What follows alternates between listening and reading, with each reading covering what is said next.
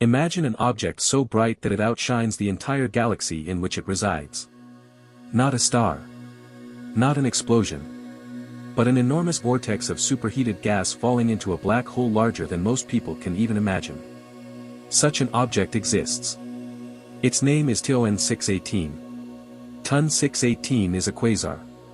A quasar is the extremely active core of a distant galaxy, with an enormous black hole at its center.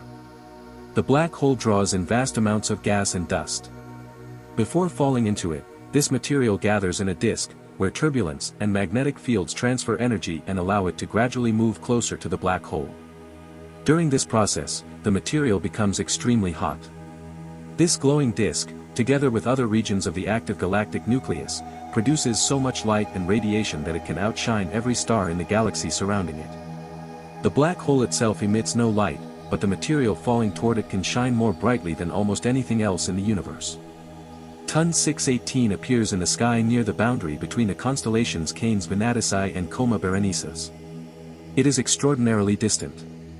The light we detect from it today has traveled for approximately 10.8 billion years. We are therefore seeing the universe when it was only a fraction of its present age, about 3 billion years after the Big Bang. TON 618 gives us a glimpse into the youth of the universe, an era when galaxies and black holes were growing rapidly. It was first recorded in 1957, but at the time, no one understood its true nature. It was included in a survey of faint blue objects that focused mainly on blue stars and white dwarfs far from the plane of our galaxy. The term quasar did not even exist at the time. In 1970, a radio source was identified at its position, and in 1976, scientists measured its pronounced redshift. This revealed that its light had been shifted toward the red end of the spectrum by the expansion of the universe and that the object was located at an enormous distance. It finally became clear that this was not an ordinary star, but one of the most luminous quasars ever observed. What makes TON 618 truly exceptional is the mass of its central black hole. Estimates vary between studies because its mass has not been measured directly. Instead, it is inferred mainly from the properties of its radiation and the motion of gas surrounding the black hole. One estimate places its mass at approximately 40.7 billion times that of the Sun. An older and still frequently cited estimate puts it as high as 66 billion solar masses. Even using the lower figure, it remains one of the most massive black holes known. For comparison, the black hole at the center of our galaxy has a mass of approximately 4.3 million suns. The black hole in TON 618 could therefore be between 9,500 and 15,000 times more massive. Such an enormous mass is also reflected in the size of its event horizon, the boundary beyond which nothing, not even light, can escape.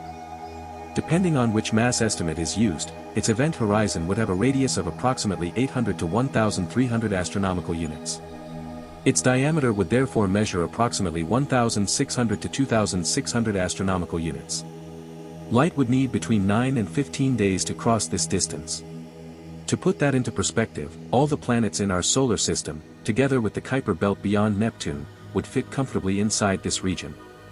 The extreme radiation of TON 618 does not come directly from the black hole, but from the material falling toward it. Gas and dust orbiting the black hole lose some of their energy and angular momentum, gradually move closer to the center, and become hotter in the process. The temperature of the accretion disk is not the same everywhere. Its outer regions are cooler, while its hottest inner regions may reach temperatures of several tens of thousands of degrees. Above the disk, there may also be an extremely hot corona reaching millions of degrees, which produces X-rays. The entire active nucleus of TON 618 emits radiation across the electromagnetic spectrum, from radio waves through visible and ultraviolet light to X-rays. Its total luminosity is estimated to be approximately 140 trillion times that of our Sun. This number is so immense that it greatly exceeds the luminosity of the entire Milky Way, which contains hundreds of billions of stars. For a moment, try to imagine what we would see if we could approach this object. From a distance, we would first notice an enormous glowing disk rotating around an invisible center. Its true appearance would depend on our viewing angle, the speed of the material, and the wavelength in which we observed it. In visible light, the hottest regions might appear white or bluish-white, while the cooler outer regions would look redder. Most of the energy from the hottest regions, however, would be emitted as ultraviolet radiation, which the human eye cannot see. Because TON 618 is a radio-loud quasar, a narrow jet of particles accelerated to nearly the speed of light may also emerge from its surroundings, although its exact shape and dimensions have never been directly imaged. We would not see the event horizon itself. Instead, we would observe a dark shadow that appears larger than the event horizon because of the way gravity bends light, surrounded by a distorted image of the glowing disk. The radiation emerging from this region would be so intense that unprotected matter, including a hypothetical spacecraft, would be severely damaged or destroyed long before reaching the event horizon. The question of how such an extreme object could have formed is one of the great mysteries of modern astrophysics. Creating a black hole with tens of billions of solar masses during the first 3 billion years of the universe would not necessarily be impossible, but it would require a very massive initial seed and long periods of exceptionally rapid growth. Scientists have therefore proposed several possible explanations. According to one theory, the seeds of such black holes may have formed through the direct collapse of enormous clouds of primordial gas. This would have allowed them to skip the stage in which they first had to form as small black holes left behind by dying stars. Another theory suggests that these black holes may have experienced periods of extremely rapid feeding, during which they temporarily grew faster than the conventional Eddington limit would normally allow. Collisions and mergers between galaxies and their black holes may also have played an important role. However, none of these explanations has been directly confirmed for TON 618. Observations by the James Webb Space Telescope have also revealed numerous active galactic nuclei and candidates for unexpectedly massive black holes in an even younger universe. This suggests that the rapid growth of black holes was not an isolated phenomenon, although the exact masses of many of these distant objects remain uncertain. What kind of future could such an extreme object face? We must remember that we are observing TON 618 as it appeared approximately 10.8 billion years ago. The events we describe as its future have therefore probably already taken place in its own region of the universe, although their light may not yet have reached us. Quasars do not remain active forever.